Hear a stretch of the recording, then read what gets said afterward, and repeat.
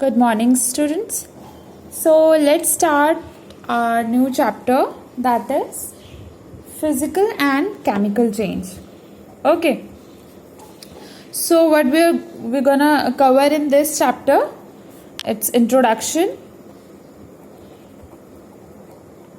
physical change with example,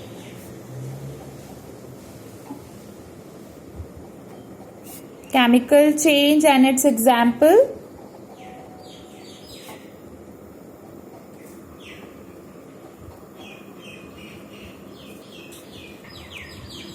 rusting of iron and crystallization. Okay. So what comes to your mind when you think of change? When you go to a parlor for a haircut, that's a change. Okay, so because your look get changed, your hairstyle get changed. So haircut is a change.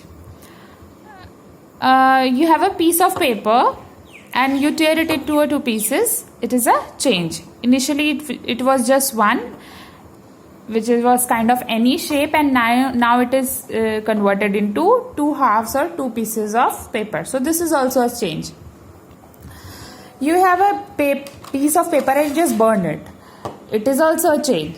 Initially you have a paper and now you don't have any paper. It changes into ashes. Okay, so that is also a change. Maybe you have your favorite chocolate, that is Dairy Milk, with you. You kept it outside and it was so hot that day, and what happened then? The chocolate melted. Now when the chocolate melted, it's no more the same bar that it was before. It is changed, its shape change, its size change. So this is also a change. You have an egg. You feel like having an egg, so you just prepare the egg. Now there is no more egg. This changes into omelette, okay, which is of a different shape, different composition, which tastes different. So this is again a change. So all these things which I am talking about, what are these? I mean, what are change? These are change. So the change is nothing but anything that becomes different undergoes a change. Different is the word that defines change. So anything which look different. So when we go for a haircut, your look become different. Your hairstyle will become different. So it is a change. When I tear a piece of a paper, the torn pieces look different from the original or a single paper. So that is why it is a change. When I burn a piece of a paper, I do not have the paper anymore. Instead, I have an ashes. So the ashes is different from the paper. So this is again a change. So anything which becomes different, that is nothing but a change. Okay. In our day-to-day life, we counter a lot of changes around us. We see a lot of changes around us. So here in this lesson, we are going to talk about such changes. So these changes are also can also be understood from the perspective of science. So many things which appear magical to you, but actually there is a science behind that. Okay. When you learn more science, you will get to understand the phenomenon and more often the various scientific things taking place inside our body, taking place inside all these things. Okay. So here we will talk about the various type of changes. So let's look at the example. Let's see a piece of paper and it's burning.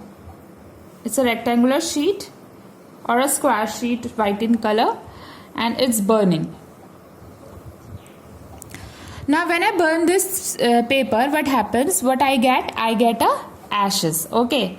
So in any way do you get that ashes is similar to that of paper? No way.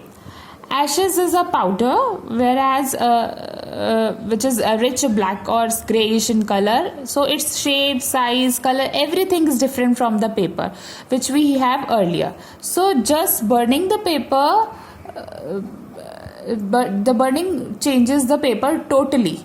it changes the paper from one form to another form. Okay, so this is an example of change. So there can be many different type of changes. Some changes can cause change in shape. Some changes can cause change in size. For example, if you lick the torn pieces of paper, a big paper which can turn into a pieces of paper. So these paper are smaller as compared to the big paper. So there is also a change inside it. Okay, shape is also changed. It again, if I talking about melting chocolate, there is a change of shape. Okay, there is a change of texture also. So initially it was quite solid bar. Okay, but after then it become into a semi-liquid. One of the best example that you can consider is ice changes into water. You take a water in a bowl or a pan, start heating the water, and what you see the water changes into water vapor. So this is also a changes. Initially we have water and now it is changes into vapor, which is in a gaseous form. So similarly, if you start freezing the water, it converted into ice. Okay, so these are totally different from form of water. Their chemical composition that is H2O is the same, but the form, that is its states are different. In ice it is in solid form, in water it is in a liquid form, and in vapor it is in a gaseous form. Okay, so this is again a beautiful example of change. So when I talk about change, it is not necessary that there is a change in its size only. It can be texture, it can be chemical composition, it can be state, for example in case of water. So now let's look at another example. Let's suppose you have a beaker, and inside that beaker you have a solution which is a copper sulfate solution. Okay, which is kind of bluish in color. So in this copper sulfate solution we put some magnesium powder. Okay, so what do you notice after some time? The solution which is bluish in color starts fading in color, because this magnesium start reacting with the copper sulfate, and when it react with copper sulfate, what happens? Magnesium react with copper sulfate to form magnesium sulfate and copper. So this copper this is formed, start changing the color of this solution into fading the bluish color of the solution. Okay, so this changes from blue to white. So what is this? Again, it is again a change. As there is no change in the size, no change in size, no change in texture also, but so what does this change? So it is change in their chemical composition. Firstly, the fluid is copper sulfate, now it is magnesium sulfate. There is a change in a chemical composition of the. So a change can happen in a lot of different ways. So in this lesson we are going to learn about different type of changes and how do we classify that which change is what type of change. Okay. So changes can happen in a variety of ways. Now broadly there are two types of changes which we are going to discuss: physical and chemical change. So let us see what is physical and what is chemical change. So physical change. First we'll discuss physical change.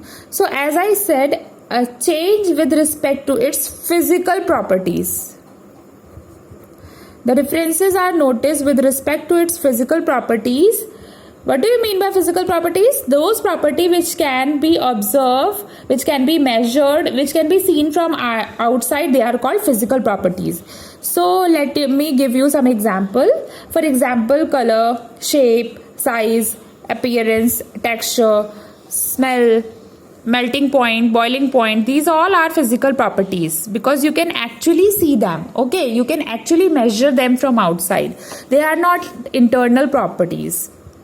So they are external properties. So this kind of changes in their physical property, the change is said to be a physical change. Okay.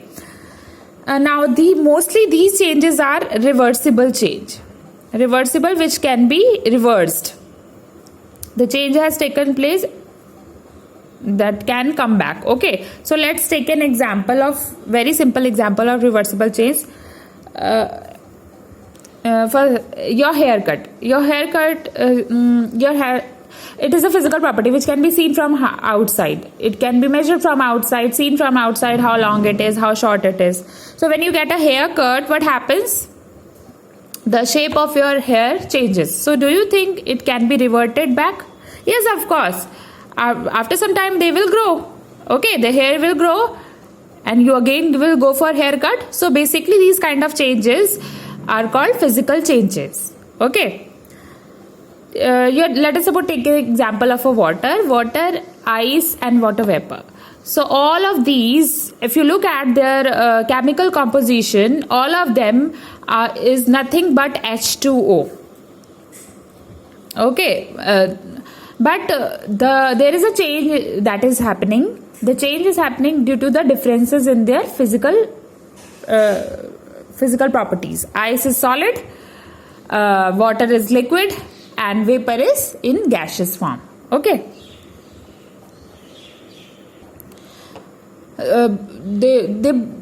Three of them are different from each other.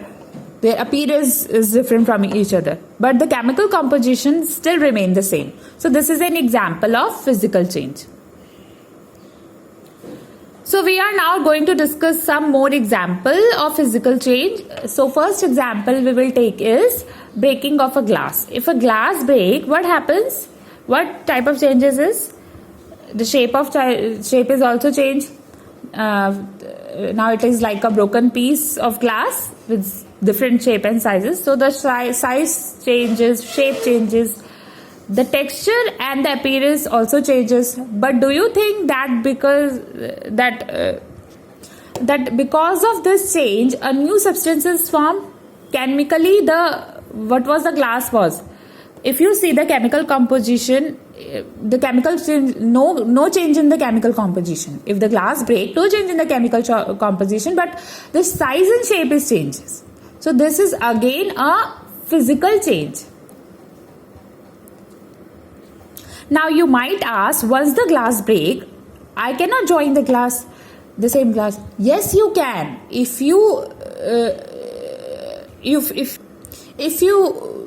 become little more imaginary, if you think how these small pieces of glass can be used to make a new glass. Okay, it is not impossible to just join it and make a new glass again. So this is how the glass has been manufactured in the factories also. So this is reversible as well. So this is an example of physical change. Again, if you take an example like a paper, you can just cut into a pieces. Just take a newspaper, cut it into a pieces, turn it into a pieces. So what do you think? What kind of change it is? Initially, it was just a single piece of paper. Now it is a multiple pieces of paper, each of different shape, size. But again, the chemical composition is still the same. No new substance is formed. So this is again an example of physical change. Okay. Think of breaking an egg. Okay. Now, please note, here I am talking about breaking an egg. We just breaking the egg. So when we break the egg, we are not altering the chemical composition. There is no change in its composition. Only the size change, the appearance change, the shape change.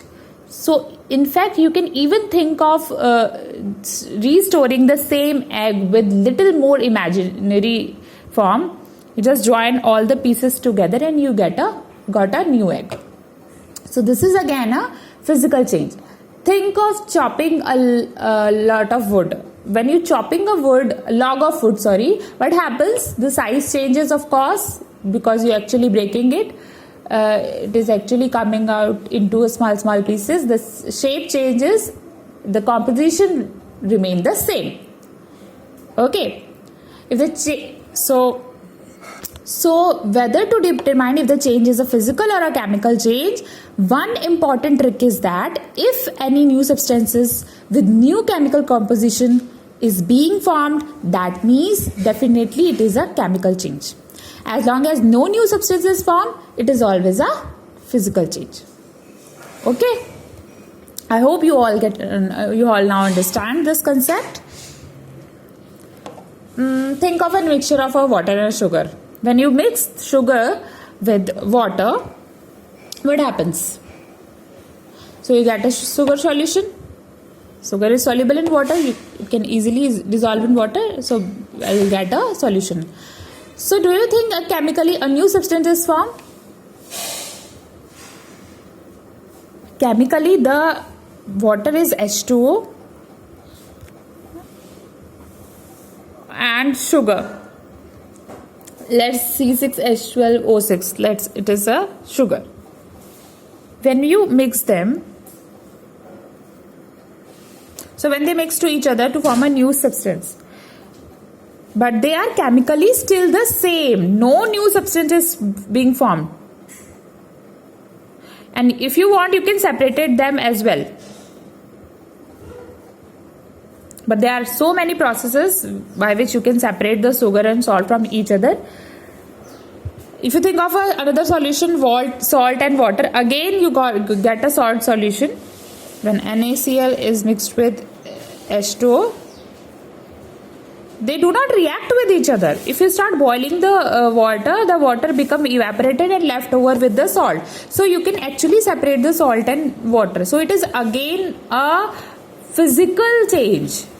So when you mix these two substances which mix together to form a solution, but actually chemically it is still remain the same. No new substances form, and moreover they are reversible also. So this is an example of physical change. Okay, so now we have already discussed about physical change. Now we'll discuss about chemical change. The name itself suggests some change in its chemical composition of the substance. Substance undergo change in its chemical composition, not only the appearance. Whether the appearance changes or not, there may be some changes in their chemical composition. A new chemical substance will be formed. And mostly these type of changes are mostly reversible. Cannot reversible. We cannot reverse them into an original substance. So let us take an example. The rusting of iron is a common example. Do you know what is rusting of iron? Sometime if you left some iron object which are made up of iron, if they are left open in air and in water, if they are allowed to remain in presence of air and water, a red color of layer form over the iron. Okay, this red color thing which you see over iron is nothing but rust. Now once the iron get rusted, in that case you cannot get back the same iron. So this process is irreversible, and this rust is a new substance, a new chemical substance, which is an oxide of iron. A reaction happen between iron and water and oxygen, and as a result a new chemical substance, iron oxide, is formed, which is nothing but a rust.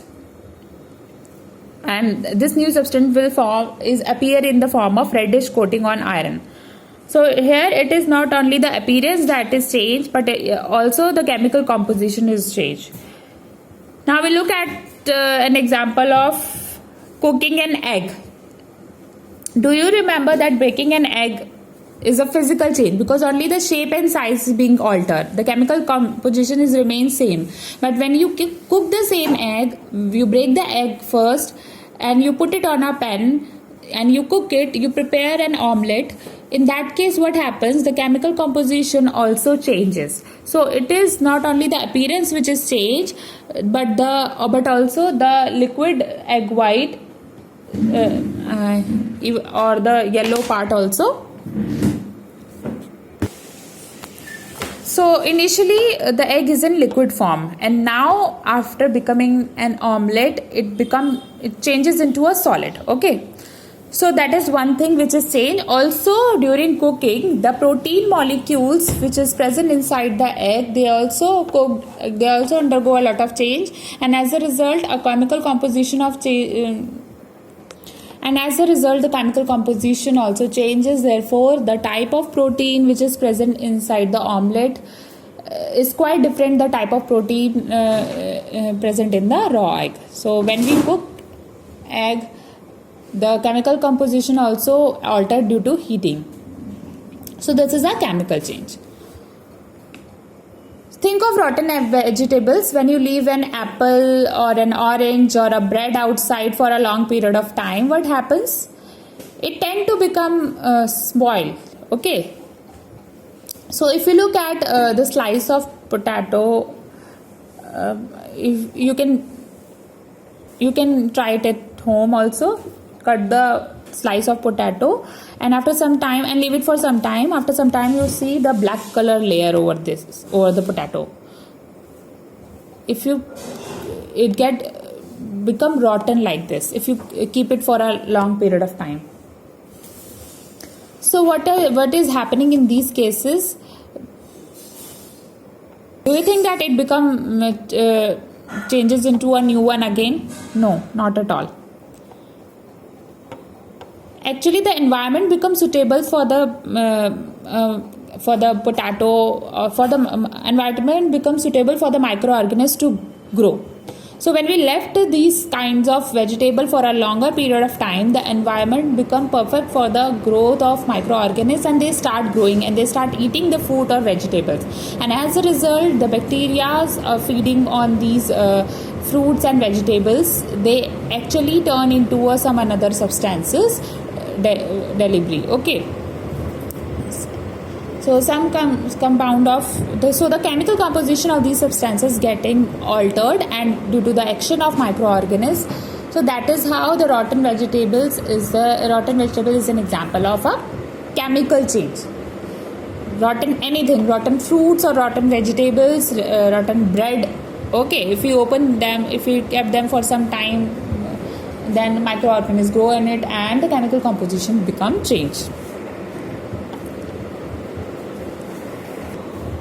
So we'll explain you about chemical change, something more about chemical change in next video. Thank you, class.